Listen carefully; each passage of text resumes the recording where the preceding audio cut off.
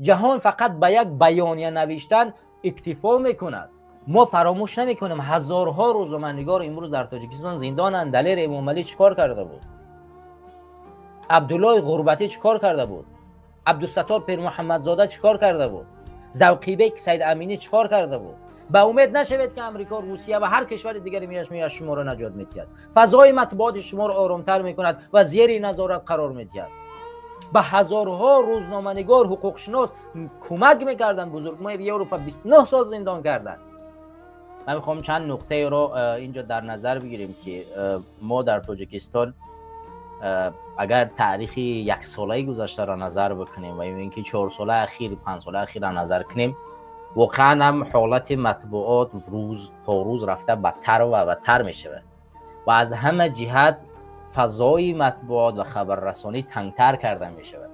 حکومت دیکتاتوری امام رحمانوف هر روز دارد تمام وسایط اخبار عامه را وابسته به خودش میکند، تعلق به یک خانواده میکند که اون فقط در تملق کاری و تعریف توصیف کردن به این خانواده گرفتار شود.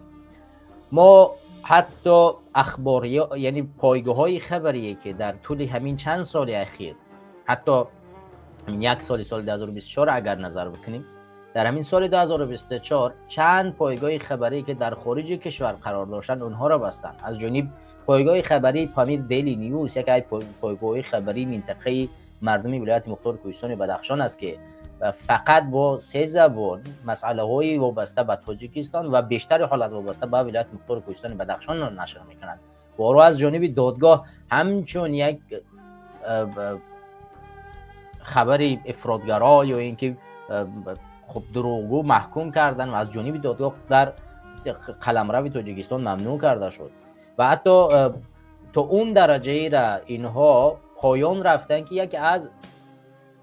یکی از ممنوعیت هایی که اینها در همین سال 2024 قبول کردن بسته شدن فیسبوک های فعالان، یعنی ممنوع کردن فیسبوک های فعالان حرکت سیاسی گروه 24، فعالان جامعه مدنی و دیگر که از جمله چندین گروه هایی که تعلق به ما داشت که من اون زمان در حرکت سیاسی گروه 24 نام تاجیکستان 2، خب دیگر تیم تبلیغاتی، همه اینا از جانب دادگاه ممنوع کرده شدند و در صورت لایک زدن از همین گونه فیسبوک ها شما رو میبرن زندان میکنن. یعنی پایان رفتنی سطح مطبوعات در تاجیکستان تا اون درجه اومده رسیده است که تا اون قدر عمیق رفته است که حتی یک فیسبوکی یک کاربر به قرار دادگاه ممنوع کرده می شود در قلمرو تاجیکستان که همه گونه معلومات از همین فیسبوک گرفتن یا که لایک زدن در تاجیکستان که حالا شاید لایکش برداشتن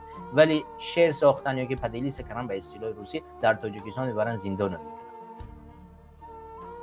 این بسیار غم انگیز از این حالت نباید که یعنی بچونین اومده رسد.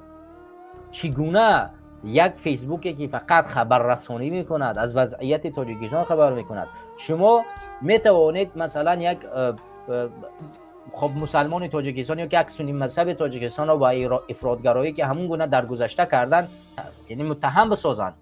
اما پامیر دیلی نیوز یا که پایگاه خبری مردمی پامیر که یک پایگاه خبری مردمی و تنها فعالیتشون رسانیدن معلومات به خوانندگان بود، چه خوانندگانی مثلا خارجی باشد داخلی باشد، اونها تنها از همون داخل معلوماتایی که به دست دارن، منبع‌های به دست دارن، خبر میارن و نشر میکنن. این واقعا وحشت آور است وقتی که در یک کشور تمام فضای مطبوعات بسته می شود.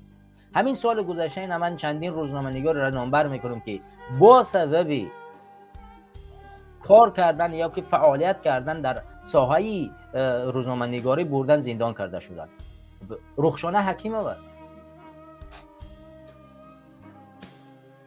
حکیمه چی کار کرد؟ فقط در یک مطلب نوشته است که زمینی تاجیکستان به چین فروخته شده است. بر اساس یک حرف نظر و دید نظر خودش بردن چیکارش کردن؟ زندانش کردن. به 8 سال زندان محکوم کرده شد. مدیر پایگاه پیک که کلاب احمد ابراهیم،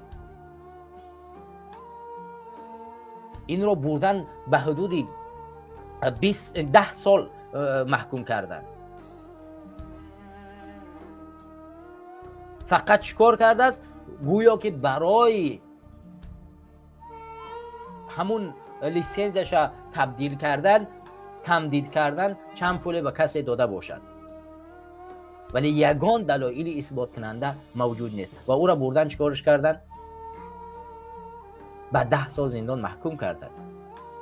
در حالی که خودی احمد ابراهیم در یک سخنرانیش گفت که روزنامه پیک از جانب بانوی اولی کشور، خب حالا ما بانوی اولش بگیم، در تاجیکستان چیکار کرده می شود؟ خوانده می شود از جانب زنی امام علی رحمانوف، ولی او را بردن چیکار کردن؟ محکوم کردن. 10 سال از آزادی محروم کردن. دیروزم وابسته به همین روز یکی از تشکیلات‌های حقوقی و سازمان‌های حقوقی بشر واقعاً تاجیکستان را محکوم کرد به همین حالت‌هایی که به میان می‌آید که در تاجیکستان، یعنی امروزه مطبوعات در سطح جهانی در پسترین حالت قرار دارد. اگر همین گونه برود از کره شمالی نیز می‌گذرد. یعنی ما در سطح افغانستان در ساحه مطبوعات قرار داریم که همه امروز ما تنقید میکنیم حکومت طالبان، در حالی که اونها در مطبوعات بازم در بخش حالت از ما بالاترند. یعنی فضا را تا اون درجه بردیم، رساندیم. ما فراموش نمیکنیم هزارها روزنامه‌نگار امروز در تاجیکستان زندانند. دلیر امام علی چیکار کرده بود؟ عبدالله غربتی چیکار کرده بود؟ عبدالستار پیر محمد زاده چیکار کرده بود؟ ذوقی بیگ سید امینی چیکار کرده بود؟ مگر غیر از خدمت کاری به این ملت انجام داده بودند؟ اونها را بردن زندان کردند.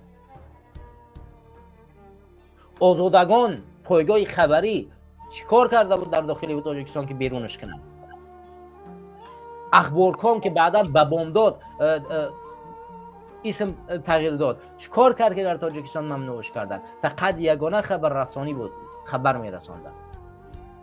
هزارها روزنامه‌نگار امروز در خارج کشور در تبعیض قرار دارند، فرار کردن، گریختن. به همین حالت ما باید دقیق نگاه کنیم که جهان امروز در کنار ما نیست. جهان فقط به یک بیانیه نوشتن اکتفا میکند. ما دیدیم که تمامی سازمان‌های بین‌المللی امروز میآیند در مسئله تاجیکستان و تنقید میکنند، میگویند که تاجیکستان امروز در دست خودکامه امام علی رحمانوف قرار دارد و فضای مطبوعات در پایان‌ترین حالت قرار دارد. او دیگر از این کاری بیشتر برای ما تو نمیکند. با امید نشوید که امریکا، روسیه و هر کشور دیگری میاد شما را نجات می‌دهد. فضای مطبوعات شما را آرام‌تر میکند و زیر نظارت قرار می‌دهد. و اگر هم که هر خدمت این کشورها و این سازمان‌ها انجام میدادن، امروز به دلیل امام علی انجام میدادن. 4-5 سال میشه در پشت پنجره نشسته است. به الفت خانم کمک میکردن. به هزارها روزنامه‌نگار، حقوق شناس کمک میکردن. بزرگمهر یه رو 29 سال زندان کردن. طوری 10 سال مثلا شود از زندان قرار دارد. پس هیچ کسی در پشت شما نمی ایستد مگر خود شما. فکر نکنید که کدام نفری از امریکا، از اروپا، از فلان سازمان، از فلان کشور میاد برای شما کمک میکنند، میرید تاجیکستان رو آزاد میکنید. اونا فقط محکوم میکنند.